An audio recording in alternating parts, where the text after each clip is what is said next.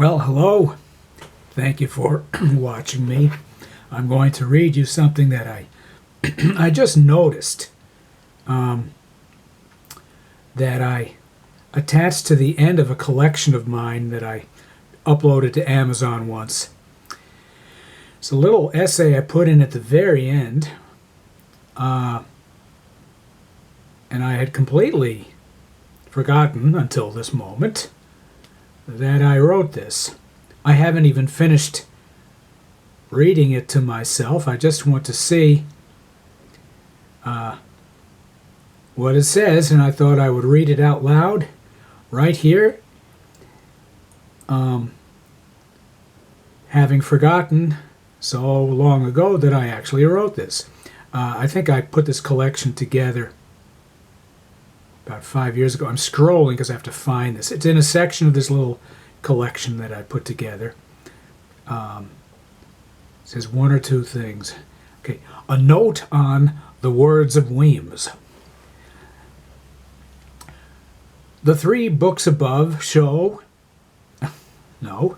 The three books above and the two extra items are writings of a man in middle age. That I happen to be that man is amusing to me, but also frustrating.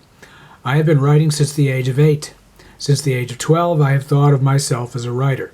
That is, like the actor waiting tables, I do not consider anything else I've ever done officially what I do. Strictly on the evidence, I am an amateur.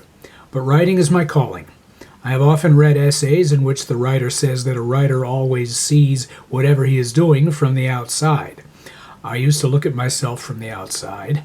I finally realized that is an impossibility, but I will say that a writer is happiest when making mental notes while doing things other than writing. I used to think I was at my happiest when writing. I now think I'm happiest when not involved in the hard task of writing.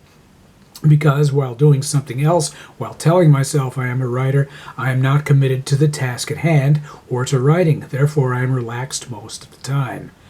But I do wish I'd written better stories. Had I focused as a teen, I think the writing I did in my 20s would have been polished instead of haphazard.